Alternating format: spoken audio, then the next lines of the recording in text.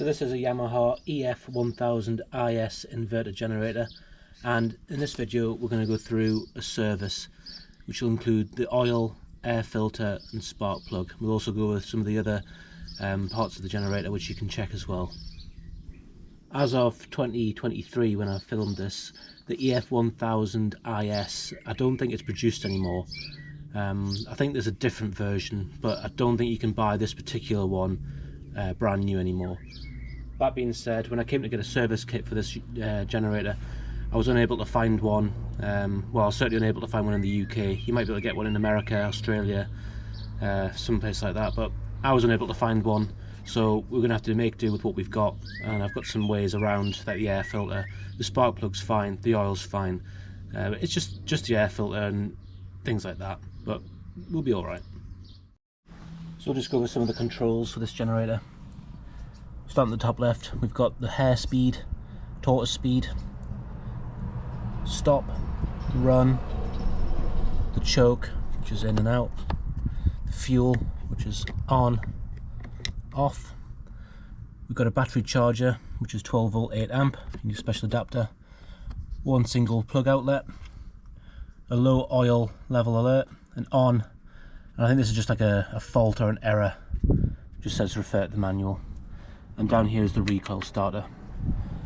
Up top we've got the fuel tank, which is the vent to let the tank breathe.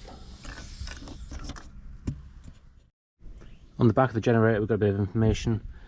The decibels, 88, place of manufacture, Japan.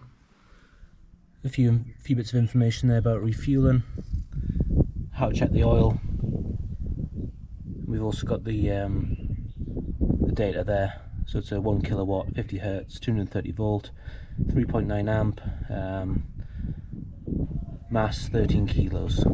Year of manufacture is 2002. So while we've got it on this side, this is the service inspection plate. It's held on by one screw on the top there. We'll use a flathead blade. We'll just unwind that fully. It's a captive screw, so you can't lose it. And then we're in to the service area of the generator. So with that cover off, we'll just go over a few basic things here. This is the cover for the air filter. Here's the carburetor, or the bowl. That little screw there is the drain, so if you undo that, you'll drain the remaining fuel down this pipe here, out of the float. What else we got? Drain hose here, the oil filler and drain dipstick combination. Not much to it really. Now I've not actually serviced one of these ones before, so we're going through it together for the first time here. And we'll take the air filter off now. So we've just got two tabs here, press them in, pull it back, and it's held on like a lip or a tab on the bottom. We'll just pull this off out of the way. And it's a foam air box, and it looks like it's starting to partially collapse.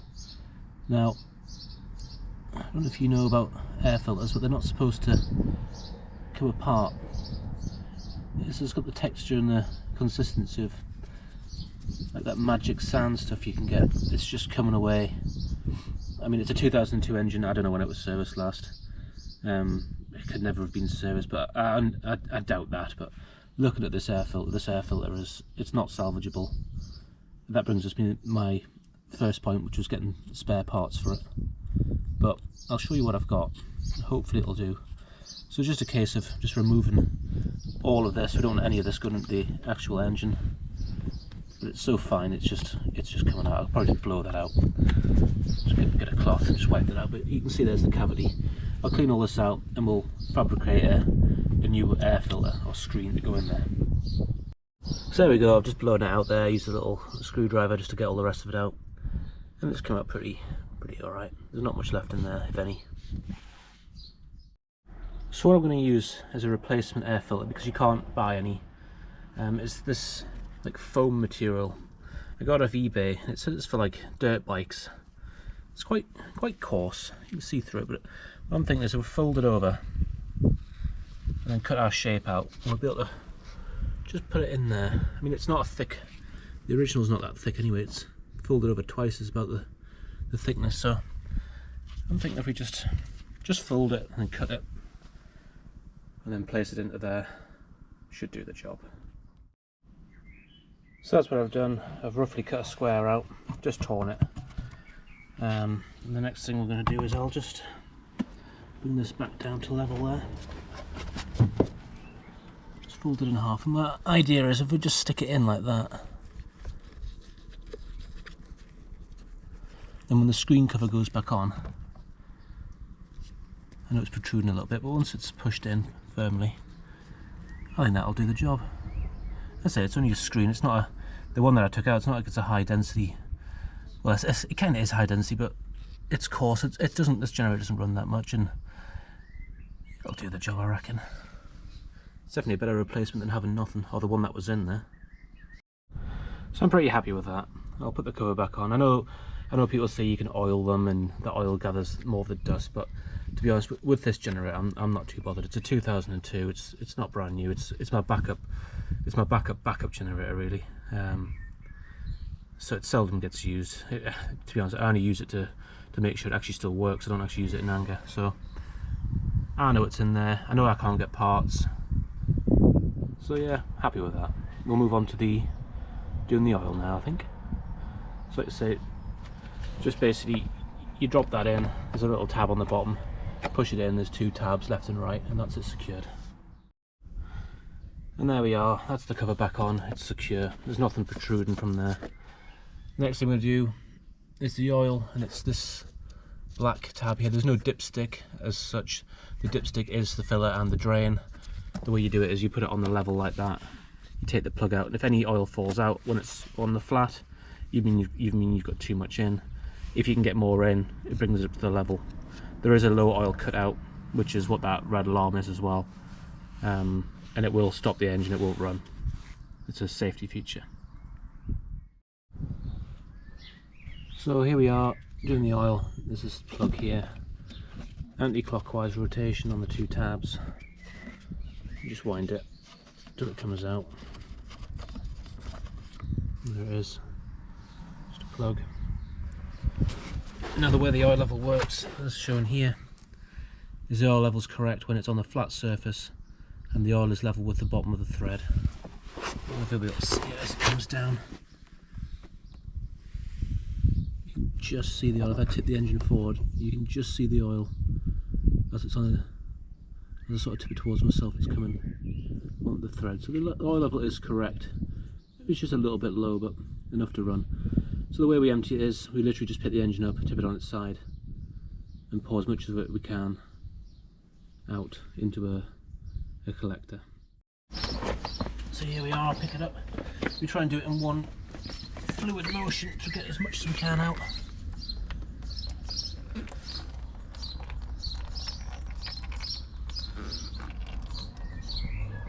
Doesn't hold that much.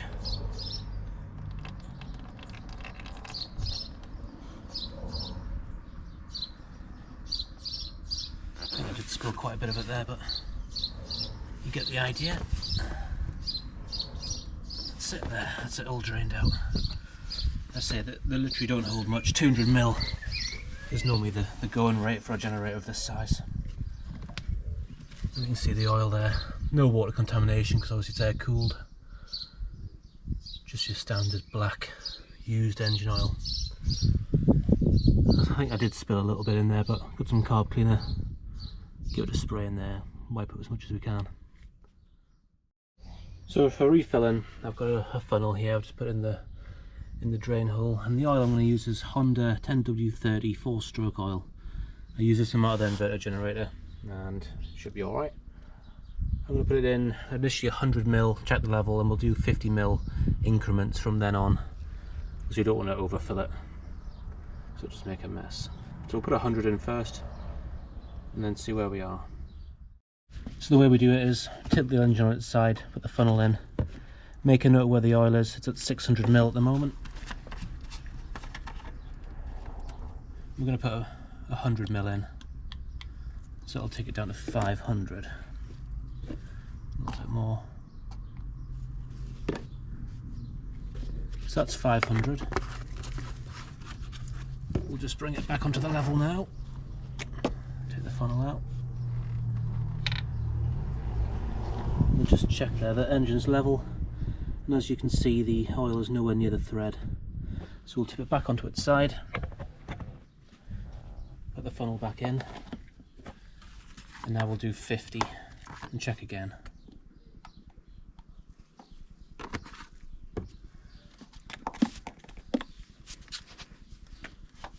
Again, bring the engine down onto its side.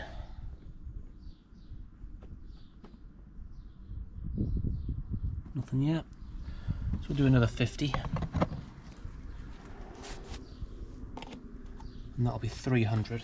Sorry, 200.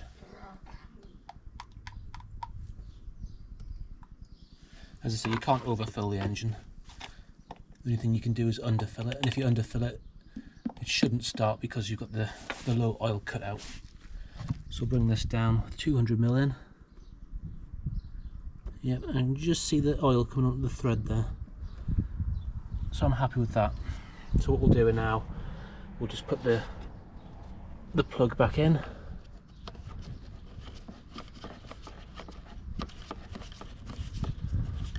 Nice and tight. Bring it back down. Quick check for leaks, not that there should be any. And that's the oil and the air filter now done. While you've got this cover off, it's a good idea just to make sure that the hoses are still in the correct positions, like this one comes through here, protrudes through here. There's no chafe and nothing's loose. Just a quick general once over to re-lubricate these linkages. But apart from that, that's everything inside of here complete. Move on to the next part. So this generator, like most other inverter generators, doesn't have a fuel filter as such, but inside the fuel filler cap you do have a screen with a float. If you pull this out, here's your screen, and inside of there you can see there's a bit of bugs and debris. The best thing to do is just turn it upside down, give it a few taps, see if you can get most of it out, which we have, and then we'll get a bit of brake cleaner on there and just sort of back flush it, and that'll clean it out. So by that I just mean just hit it with the brake cleaner on the side there on top, and that's looking so much more clean inside. See inside the tank there, and now just drop that back in there, and that's it. The red tab is the fill level, so you don't fill it any higher than that. It's pretty obvious, but when you run the engine, make sure the lid's firm, and you unwind this screw. This is the vent, otherwise you'll create a pressure, like a vacuum inside your tank, and the engine will just cut out. When you're not using it, be sure it's nicely sealed.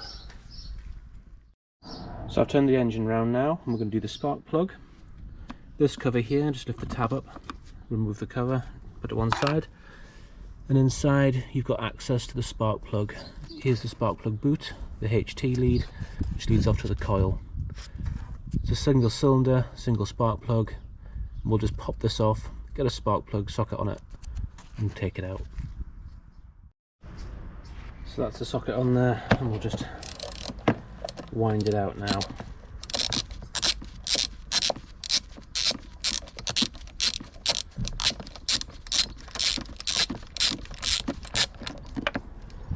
And that's it, off the threads. Just remove it. There we go. It's an NGKR CR6HSB. So I've not actually got a new spark plug. I'm just going to clean this one up and re-gap it. There's a bit of corrosion on the back side. Looks just like water really, but overall not too bad a condition. Bit of carbon build-up. I'll just give it a clean now, and we'll see what condition it's in after. So I'll hit it with a bit of brake cleaner first, just to get the residue off. Wire brush.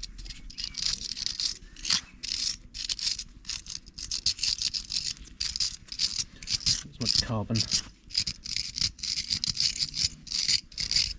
off.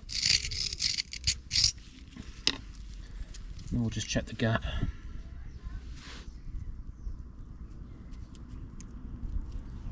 It's going for a 0.6 mil.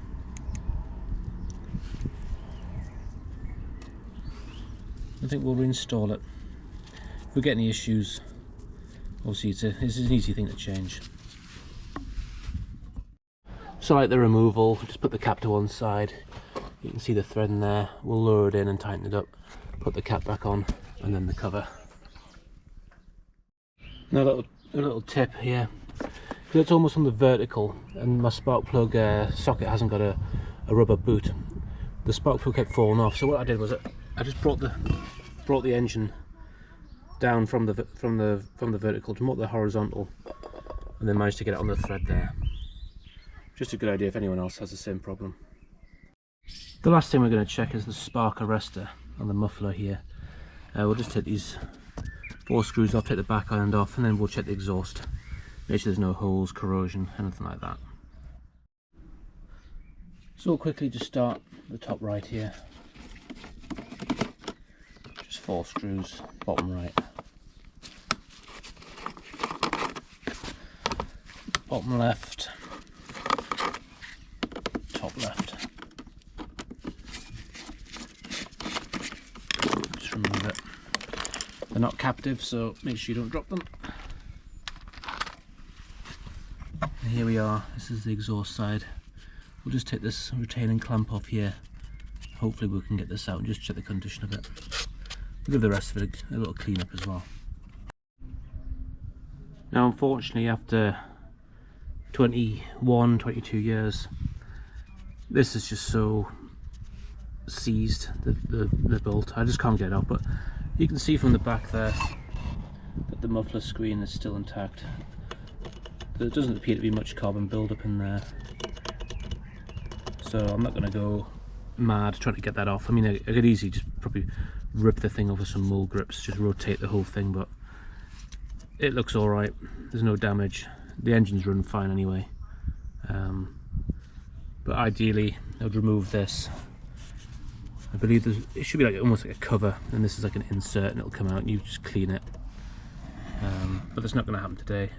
If the engine started to misbehave, I would take drastic steps and I would remove this, but just on a general service like this, after this much time, and I can see the corrosion on that bolt there. It's on the thread, it's not coming out. So we'll just do the finishing touches now. We'll put this screen back on, just place it there. We've got the 4 screws. I'll go top right to start with, just to get it on. Just start it off there. Let's say bottom left, and that should hold it square. If I can get it on, there we go. Get that in. Go for the other side.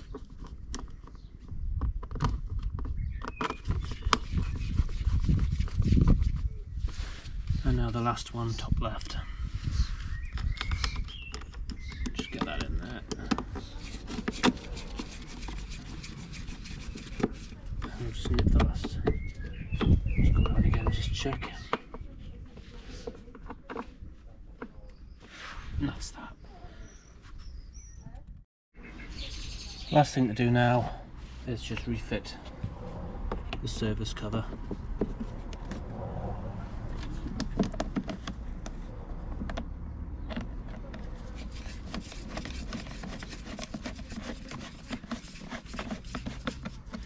Just like that. One last thing we can check, ensure that the engine's off, ignition's off. We'll slowly pull the recoil starter out its full length, and we can just check down the length of it for any chafing or wear that would indicate it might snap.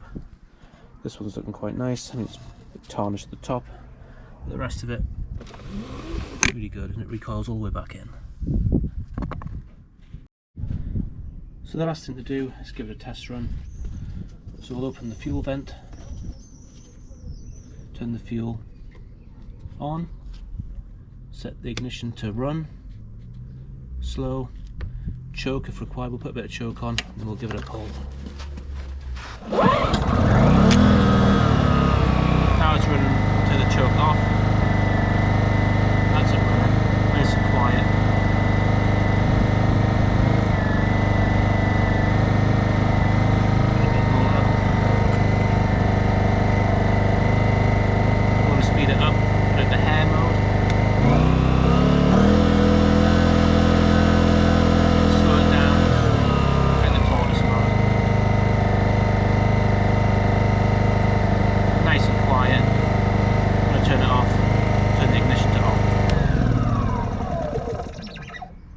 once it's off, ensure that the fuel is set to the off position, and we wind the vent down closed. And that in essence is how you service a Yamaha EF1000is generator. What I'd recommend is, if you do that probably every year, end of the season, if you do that every year, it doesn't take long. So I hope you've enjoyed that video. Give it a like, subscribe, and hopefully we'll do some more.